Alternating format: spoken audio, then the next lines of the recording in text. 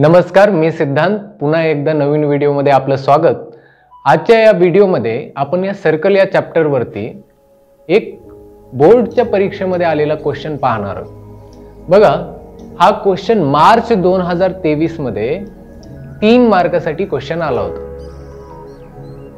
Question मध्ये आपल्याला एक सर्कल दिलेला आहे and there is a exterior point A from which two tangents AN and AM are drawn to the circle।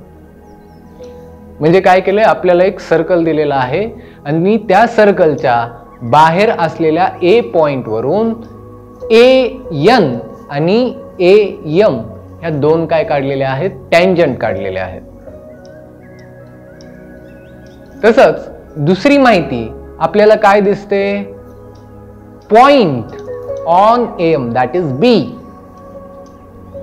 and point on C, point C on AN, हे दोन point काय केलेले आहेत, जॉईन करून घेतलेले आहेत। पण जॉईन करताना ही लाईन BC ही काय करते, सर्कलला पॉइंट P मध्ये टच करून जाते।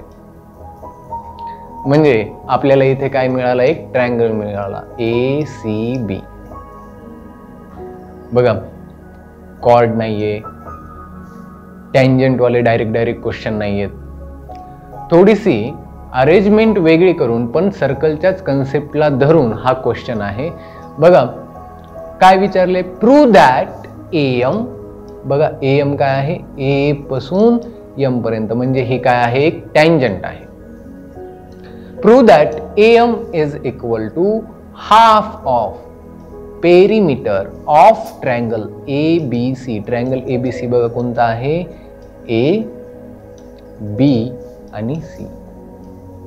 म्हणजे क्वेश्चन मध्ये आपल्याला जो ट्रायंगल फॉर्म झालेला आहे, दोन टँजंट मिळून ज्या एकाच एक्सटेरियर पॉइंट मधून जातात आणि तिसरी एक टँजंट काढलेली आहे BC, या टँजंटने मिळून तयार झालेला ट्रायंगल ABC ह्याचे जे पेरिमीटर आहे ते पेरिमीटर AM च्या हाफ आहे, हे आपल्याला प्रूव्ह करायचं।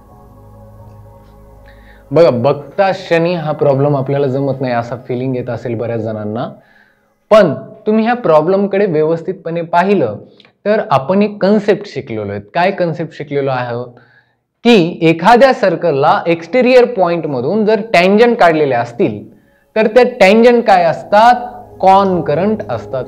मग आता इथे आपल्याला एक्सटेरियर पॉइंट किती मिळतात बरं, आणि टँजंट किती आपल्याला भेटू शकतात ते आपण बघू।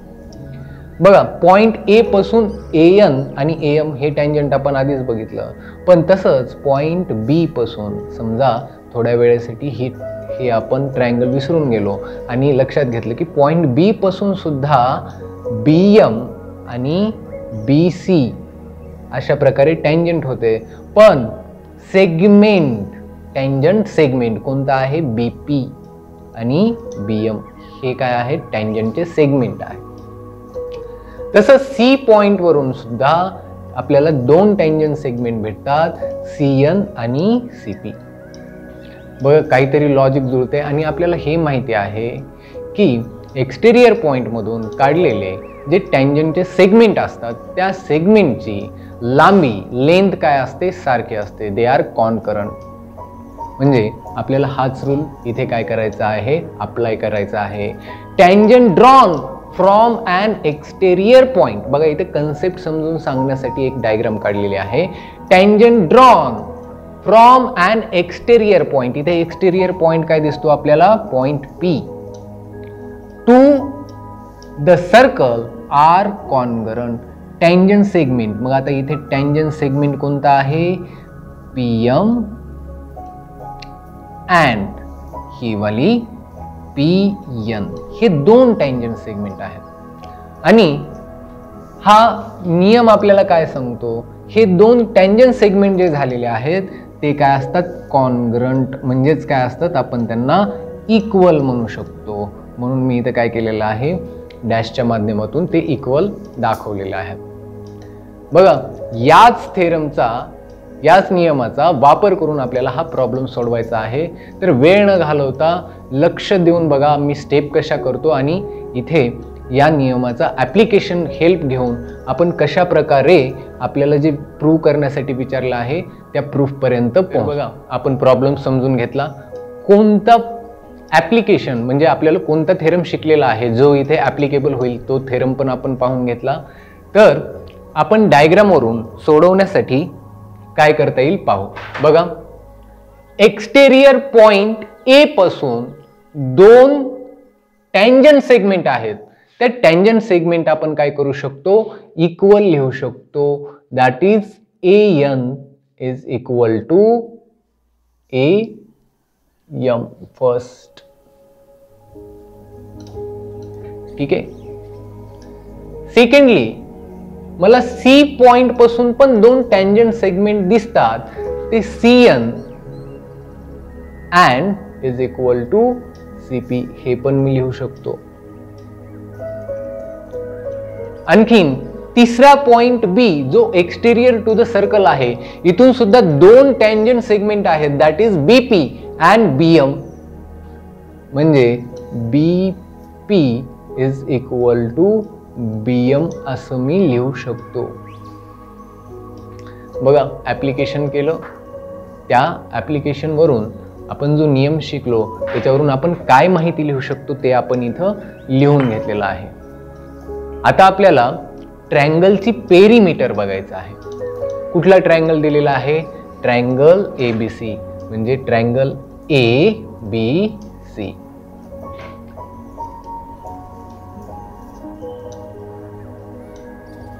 Perimeter of triangle ABC.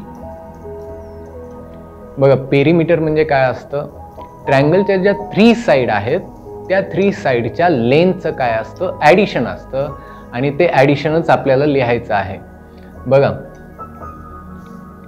AB plus BC plus AC हे काय असेल आपल्या या ट्रायंगलचं ट्रायंगल ABCचं काय असेल पेरिमीटर असेल. ठीक आहे. बघा आपण काय लिहू शकतो अजून AB plus BC plus AC आपण घेतलेला आहे. आता या AC ला बघा A पासून C पर्यंत आपण काही यापैकी काही लिहू शकतो का नाही.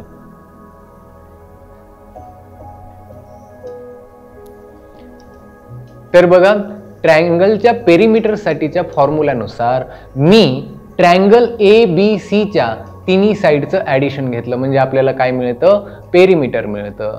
तर डायग्राम वरून मी ही जी BC साइड होत आहे त्या BC ला काय लिहू शकतो BP प्लस PC. बघा लक्षात घ्या B, P and C these points are collinear points म्हणजे ते काय आहेत एका सरळ रेषेवर आहेत. म्हणजे BC ला मी काय लिहू शकतो BP प्लस PC आणि AC च्या जागेवर आहे आणि AB पण आपल्याला AB च्या जागेवरच लिहायचं आहे. बघा आता आपल्याला काय मिळालं AB plus BP plus PC plus AC. आपण काय केलेलं आहे BC ला BP प्लस PC असं लिहिलेलं आहे. असं का लिहू शकतो आपण B dash P dash C. These points are collinear. पुन्हा डायग्राम मध्ये आपण जर पाहिलं तर बघा काय आहे AB आणि AB च्या बाजूला BP आलेला आहे. तर BP घेऊन आपण AM पर्यंत नाही पोहोचू शकत. पण एक्सटेरियर पॉइंटच्या फॉर्म्युल्यानुसार आपण काय लिहिलेलं आहे BP is equal to BM. बघा एक्सटेरियर टँजंट सेगमेंट आहेत म्हणजे मी या BP ला काय लिहू शकतो, BP ला BM लिहू शकतो. म्हणजे AB प्लस BM प्लस, तसंच इथे AC आहे बघा, A पासून C पर्यंतचा सेगमेंट आलेला आहे, लाईन सेगमेंट आहे तो. पण त्याच्या सोबत काय आलेला आहे, PC. PCचं आपल्याला काही काम आहे का, नाही. तर PC ला मी CN लिहू शकतो, कारण आपल्याला माहिती आहे C या एक्सटेरियर पॉइंट पासून PC आणि CN काय आहेत, एक्सटेरियर टँजंट सेगमेंट आहेत. म्हणजे त्या काय असतील, इक्वल असतील बघा. म्हणजे PC ला मी काय लिहू शकतो, CN प्लस AC. बघा PC ला काय लिहिलेलं आहे, CN, आणि BP ला काय लिहिलेलं आहे, BM. हेच तर आपण सुरुवातीला लिहून घेतले बघा. BP is equal to BM and PC is equal to CN. तर त्याच्या जागेवर लिहिलं. इथं मी आपण अजून लिहू शकतो, हे पॉइंट काय आहेत, एका सरळ रेषेवर आहेत. म्हणजे A dash B dash M आणि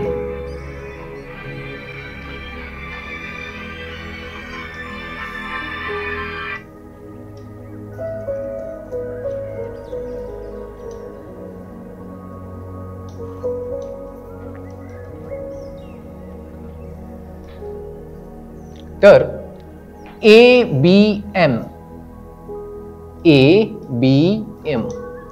हे पॉइंट काय आहेत, कोलिनियर पॉइंट आहेत का, कारण they lie on a line segment AM. हे काय आहेत, लाईन सेगमेंट AM वर आहेत, हे आपल्याला माहिती आहे. तसंच ACN AC-N असं मी लिहू शकतो का, कारण ते सुद्धा काय आहेत, कोलिनियर पॉइंट्स आहेत. मग AB आणि BM चं ऍडिशन मी काय लिहू शकतो, AB plus BM is equal to AM. म्हणजे याला मी लिहू शकतो, या पूर्ण हाला काय, AM प्लस जे आपल्याला CN प्लस AC आलेला आहे, CN प्लस AC. बघा डायग्राम मध्ये CN प्लस AC, ह्याला मी काय लिहू शकतो, AN. का बरं, कारण हे पॉइंट सुद्धा काय आहेत, कोलिनियर पॉइंट आहेत आणि ते लाईन सेगमेंटवर आहेत. त्यामुळं याला मी लिहू शकतो AN. कशाला लिहिलं मी, AN या दोघांना. आणि AB प्लस BM ला काय लिहिलं मी, AM. बघा आता पेरिमीटर ऑफ ट्रायंगल पासून आपण सुरुवात केलेली होती, पण आता पेरिमीटर ऑफ ट्रायंगल मध्ये आपण असं पुट करत गेल्याच्या नंतर शेवटी आपल्याला perimeter of triangle ABC is equal to काय आलेला आहे, AM प्लस AN. आता AM आणि AN काय आहेत, आकृतीमध्ये बघून घ्या, डायग्राम मध्ये आपल्याला स्पष्ट दिसतं.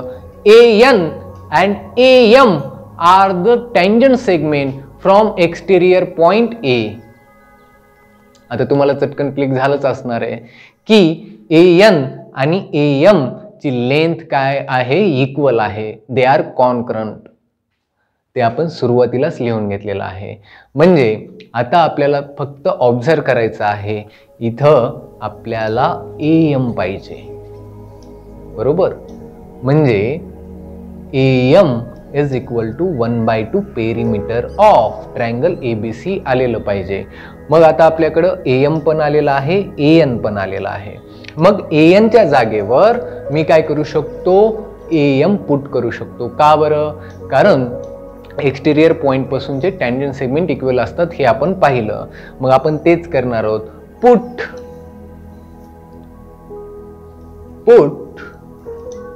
AN is equal to AM. म्हणजे काय होईल, perimeter of triangle ABC is equal to AM plus AM. बघा इथं पण AM होतं आधीच आणि ANच्या जागेवर आपण काय पुट केलं, AM पुट केलं. मग आता आपल्याला किती AM झाले इथे, 1 and 2. Perimeter of triangle ABC is equal to 2AM. बघा आपल्याला प्रूफमध्ये कसं करायचं आहे, AM is equal to 1/2 perimeter of triangle ABC. इथून तुम्हाला क्लिक झालं की आता हे 2 जे आहे त्या साईडला न ठेवता इकडच्या साईडला जर आपण लिहिलं तर ते काय जातं, डिव्हिजनमध्ये जातं. तर चला करून घेऊ. AM is equal to 1/2 perimeter of triangle ABC. Hence proved. बघा आकृती पहिल्या आपल्याला प्रॉब्लेम काय वाटतो, अवघड वाटतो, पण सोडवत गेल्याच्या नंतर आपल्याला स्टेप बाय स्टेप सुचत जातं आणि आपला प्रॉब्लेम सुटतो. बघा परीक्षेमध्ये हे जे लिहिणार आहात तुम्ही ह्याला अर्धा मार्क मिळेल, इथे अर्धा मार्क मिळेल, तिकडे अर्धा मार्क मिळेल आणि इथे अर्धा मार्क मिळेल. असे टोटल हा 3 मार्काचा क्वेश्चन आहे. परीक्षेमध्ये लिहित असताना प्रत्येक स्टेपला न्यू स्टेपला तुम्हाला अर्धा मार्क दिलेला असतो. बोर्डाचं तसं डायरेक्शन असतं. तर त्यामुळं उत्तर लिहित असताना आपण काय लिहितोय आणि सुटसुटीतपणा कसा असेल आपल्या उत्तरांमध्ये त्याकडे लक्ष द्या. आजचा व्हिडिओ आपण इथेच थांबवू. उद्या पुन्हा एकदा नवीन व्हिडिओसोबत बोर्ड एक्झाममध्ये आलेलाच एखादा क्वेश्चन आपण सॉल्व्ह करणार आहोत. तोपर्यंत अभ्यास करा.